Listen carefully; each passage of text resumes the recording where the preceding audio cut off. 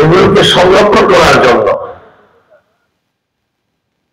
এবং বাংলাদেশের হারানো সেই কথাগুলো যেন আমাদের যারা নবীন আমরা তাদের কাছে পৌঁছে দেওয়ার দায়িত্বটা দেওয়ার জন্য এই জাসাসের সৃষ্টি করা হয়েছে। এই দলের কাজ গতানুগতিক দলের মতো না। এই দলের কাজ বিভিন্ন কথা, তাদের গান, তাদের বিভিন্ন রকমের প্রোগ্রামের মাধ্যমে জাতিকে সাংস্কৃতিক ভাবে এগিয়ে নেওয়া। সেই জন্য নতুন দল হিসাবে যে প্রক্রিয়াটা এখনো বেশি তারা কিছু করতে পারে নাই, সেই জন্য আপনারা সকলেই ছিলেন না। আগামীতে এই জাসাস ইনশাআল্লাহ আমাদের উকিয়ার অনেক মানুষকে এই উকিয়ার যে পিছিয়ে যাওয়া সংস্কৃতি, সে সাংস্কৃতিক মঞ্চে এগিয়ে নিয়ে যাওয়ার দায়িত্ব নেবে, সেটা আমি আজকে এই প্রতিষ্ঠা বার্ষিকী বিশ্বাস করছি। আপনারা জানেন এই বিএনপি কেন প্রতিষ্ঠা হয়েছিল? স্বাধীনতার পর এই আওয়ামী লীগ স্বাধীনতাকে একটা তাদের প্রত্যেক সম্পত্তির মতো এবং এই দেশটাকে তালুকের মতো করে ফেলেছিল। রক্তি বাহিনী সৃষ্টি করে, ব্যক্তিগত বাহিনী করে এদেশের মানুষকে তারা তাদের পক্ষে যারা ছিল না তাদেরকে হত্যা করেছিল। 1975 সালের সেই নিষ্ঠুর পরিণতির ফল প্রকাশ হয়েছিল এই রক্ষী বাহিনী এবং আওয়ামী লীগের অত্যাচারের কারণে।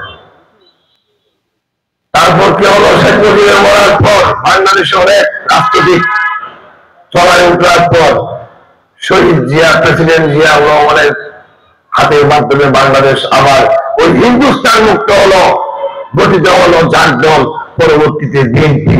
সেই বিএনপির আমরা গর্বিত সদস্য আজকে কেন বলতে যাচ্ছে প্রিয় ভাই। এই বিএনপি স্বাধীনতা সার্বভৌমত্ব রক্ষার বিএনপি। এই বিএনপি বাংলাদেশের গরিব মানুষের দুঃখ সুখের সাথী হওয়ার জন্য বিএনপি সৃষ্টি হয়েছিল। তাই বিএনপির যতবার সরকার হয়েছিল এই গ্রামগঞ্জ সারা বাংলাদেশের উন্নয়নের মাধ্যমে চেহারা বদলে গিয়েছিল। শহীদ জিয়ার যে স্বল্পকালীন সময় 3.5 বছর এই বাংলাদেশ শাসন করেছিলেন, ওই যুগ ছিল আমাদের জন্য একটা স্বর্ণালী যুগ। সেই যুগের কথা যারা প্রবীণ আছে তারা এখনো পুঁথির মতো কিচ্ছা আমাদেরকে শোনায়। শহীদ জিয়ার শাসন কত সুন্দর ছিল, বাংলাদেশের রাজনীতি কত সুন্দর ছিল। এই শহীদ জিয়া শেখ মুজিবের বন্ধ করা সমস্ত রাজনীতিকে খুলে দিয়েছিল। আজকে যারা আওয়ামী লীগ তাদেরকে শহীদ জিয়া খুলে দিয়েছিলেন। ওই পাকিস্তান লন্ডন থেকে জামাত ইসলামের কি বলে গুলাম আজম সাহেবকে বাংলাদেশে এনে নাগরিকত্ব দিয়েছিলেন এই শহীদ জিয়া, বিএনপির প্রতিষ্ঠাতা। জামাত ইসলাম না, শুধু সমস্ত ইসলামিক দলকে শেখ মুজিব বন্ধ করে দিচ্ছিল। কিন্তু আমার নেতা, এদেশের মানুষের নেতা শহীদ জিয়া সমস্ত ইসলামিক দলকে রাজনীতি করার জন্য মুক্ত করে দিয়েছিলেন। তিনি সংবিধানে বিসমিল্লাহির রহমানির রহিম সংবিধান করে নিজেকে এবং নিজের দলকে ইসলামের লালন কর্তা এই বাংলাদেশে প্রতিষ্ঠা করেছিলেন।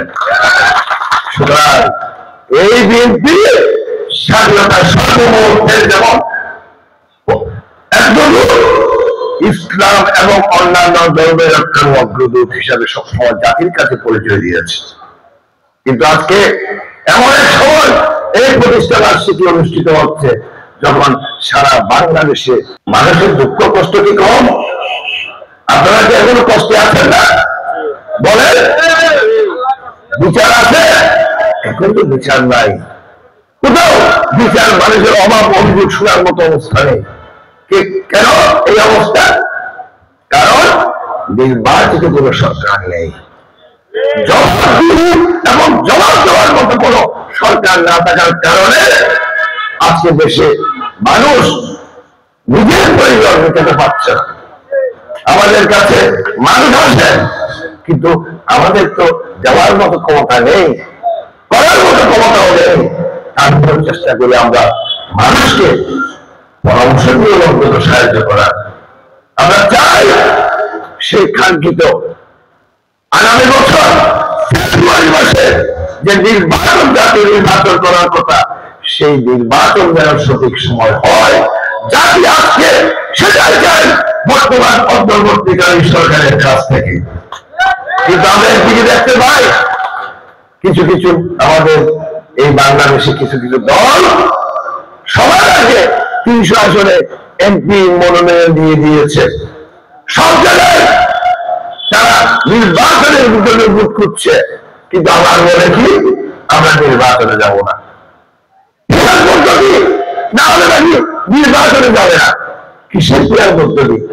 হ্যাঁ, বাংলাদেশের মানুষ পেয়ার এগুলো চায় না। পেয়ার মানে কি জানেন? হ্যাঁ, বিয়ে করবেন আপনি, সংসার করবো আমি, এটা হলো পেয়ার। মুখ দেবেন উঠিয়ে এমপি হবে দিনাজপুরের রহিমুল্লাহ, এটা হলো পেয়ারের পেয়ার। আপনারা চান এই পেয়ার? আমরা চাই না। যারা এই পেয়ার চান তারা বিএনপির সাথে পেয়ার করেন। বিএনপির সাথে যদি পেয়ার করে লাভ হবে কিছু। এই দেশের মানুষ ইসলাম প্রিয় মানুষ, আমরা সবাই আল্লাহ বিশ্বাসী। কি বলেন?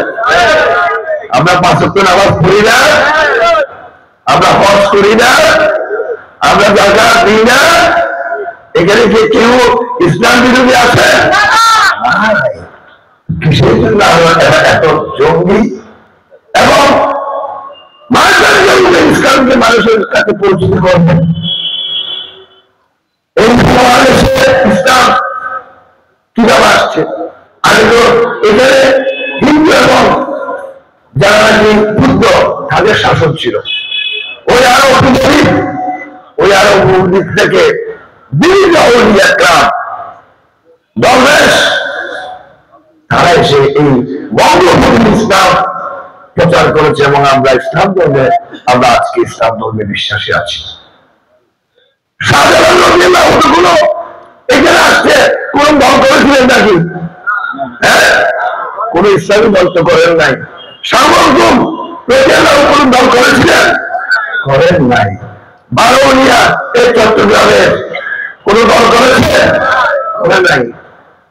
আল্লাহ বলেছেন কি দিন ইসলাম তোমাদের জন্য পাঠিয়েছি। দিন ইসলামকে বাংলাদেশের মানুষ বাসে কোন ইসলামী দলকে ভালোবাসে না। আমরা দিন ইসলাম চাই। দিন ইসলামের মধ্যে আমরা যদি ঐক্যবদ্ধ থাকি তাহলে আমরা কি দিন ইসলামের পক্ষে। আমরা অমুক ইসলাম, তমুক ইসলাম, অমুক এই ইসলাম বাংলাদেশের মানুষ মানি না। সুতরাং যারা মাওলানা বিভিন্ন দলেরা যে দিন ইসলাম এনেছেন সেই দিন ইসলামকে আমাদেরকে ধীরে ধরে ধরে রাখতে হবে। কি বলেন ভাই? ভুল বলেছে কি? দিন ইসলাম না নুরুল ইসলাম? বলেন। হ্যাঁ, সুতরাং নুরুল ইসলাম বা শফিকুল ইসলাম আমাদের প্রয়োজন নেই, আমাদের প্রয়োজন দিন ইসলাম। যারা ইসলামকে রাষ্ট্র হিসেবে ব্যবহার করেন, যারা নির্বাচনের অভিলাষে ইসলামকে ব্যক্তির দিকে ছড়াই দেন, সেই ব্যবস্থার দিকে আমাদের প্রয়োজন নেই। এদেশের মানুষ জানে কিভাবে আল্লাহকে স্মরণ করতে হয়, কিভাবে রাসূলকে সম্মান করতে হয়, কিভাবে দ্বীন ইসলামের মধ্যে থাকতে হয়। এদেশের মানুষকে নতুন মানুষ শিখিয়ে ফেসাদ সৃষ্টি করার কোন চেষ্টা করবেন না। তাই বলবো আগামী নির্বাচনে জাসাস উঠিয়া আপনারা যারা আছেন তাদের কাজ হবে আপনাদের কর্মকাণ্ডের মাধ্যমে এই উঠিয়া বর্তমানের মানুষকে দ্বীন ইসলাম এবং সার্বভৌমত্ব রক্ষার জন্য মানুষকে উদ্বুদ্ধ করতে হবে। আগামীতে ইউনিয়ন আমাদের প্রিয়তা সময় বেগম খালেদা জিয়ার নেতৃত্বে যে সরকার ছিল সেই সরকারের মাধ্যমে হয়েছে। সুতরাং আপনার পরীক্ষিত সারা শোনেনি 50 বছর পরীক্ষা দিতে দিতে ওনার পরীক্ষা দেওয়ার জায়গা নেই। সুতরাং এই পরীক্ষা রাখে আগামী নির্বাচনে তাদের শিশুর দিয়ে উকিয়া টেকনাফ থেকে আমরা এমপি হিসেবে জাতীয় সংসদে এই উকিয়াতে টেকনাফে মুক্ত করবো, ইসলাম প্রতিষ্ঠা করবো। অন্য কিছু আমাদের আর সামনে নেই। সবাইকে সে আহ্বান জানিয়ে শহীদ প্রেসিডেন্ট জিয়াউর রহমানকে আজকে স্মরণ করছি। যিনি না হলে এই বাংলাদেশ ইসলাম থাকতো না, যিনি না হলে এই বাংলাদেশ থাকতো না। তার জন্য আমরা আল্লাহর কাছে দোয়া করছি। আজকে সবাই ভালো থাকুন। উকিয়া